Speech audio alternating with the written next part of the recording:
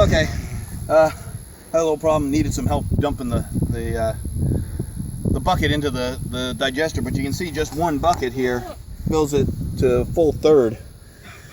We're going to fill it at least another third with water, and then we'll make that into the slurry, and we'll see if that's thin enough to put into the digester. If not, we'll have to add more water. That's why I only want to go 1-to-1 ratio for now, and see what happens. If we have to, we'll go to 2-to-1 to get it to a good slurry mix. So, okay, now it's time to go get the water. Oh, we have a hose. I just didn't bother getting it. I got the hose, I just didn't want to take it out. Okay, finally got the water up. It's now floating up around here. Took 32 gallons of water to get to that point. Have it pointing that way. Okay. Okay, it's time to stir the soup, I guess you might say. We've got 4 different possibilities of stirrers, so we're going to try each one, videotape it, and see which does the best. So this is the first one we're trying.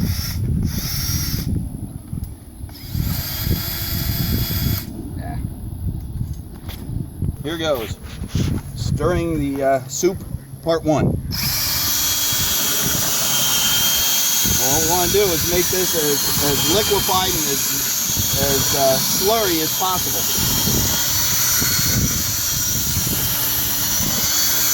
This seems to be doing a nice job. It's doing a nice whirlpool action. Just, it's still leaving the berries kind of whole. So,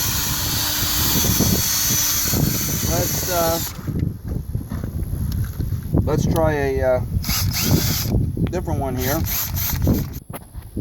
Okay, here's option 2. This one I think is used for doing drywall mud. So we'll try this one and see how well it does.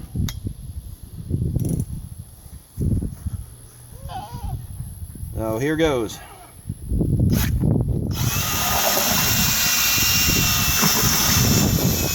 It seems to be doing a nice job. Again, stirring it really good. We're getting a really good brown soup, but I still see berries floating.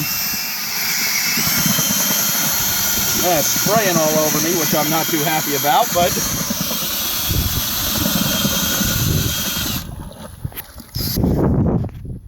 okay, option 3 looks like some sort of evil torture device, so we'll see what happens with this one. It's got multiple blades. Maybe it'll be able to chop up the rabbit manure a little better.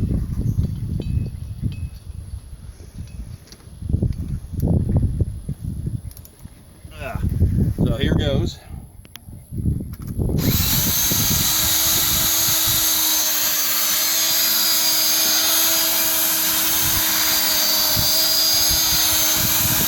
This is almost like working a hand mixer while making a cake.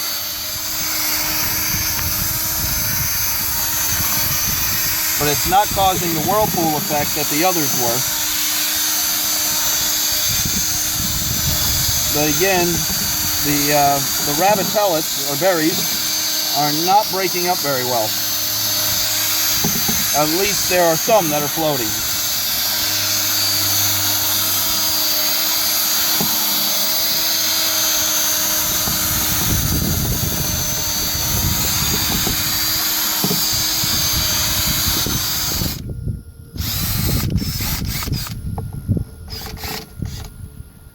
Now it does pick up a lot more of the hay that was in there, pretty much like the first one did.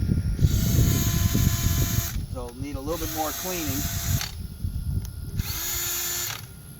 to get it cleaned off once you're done, because it's picked up a lot of stuff, a lot of the grass and stuff that was in there. That's one drawback. None of these seem to be breaking it up. Okay, so here's the last one. It's got a little longer handle. Looks like something you would use to mix a cake with. I'm not sure after watching the others whether this is going to do exactly what we want either, but it could be a fat thing that we just have to wait and let it soak a little bit more and try them again. So here goes, last one. It does let you get all the way to the bottom, which is a nice thing.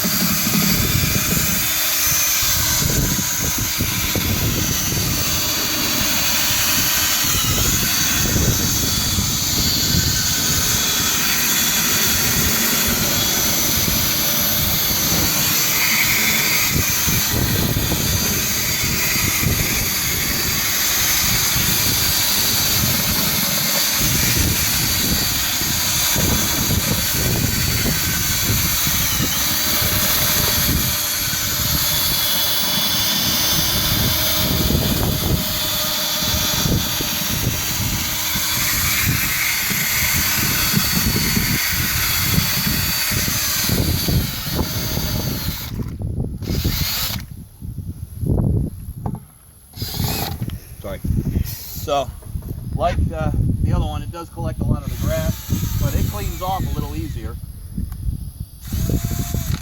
So, I'd say of the four, the first one and this last one, primarily because of the longer rods.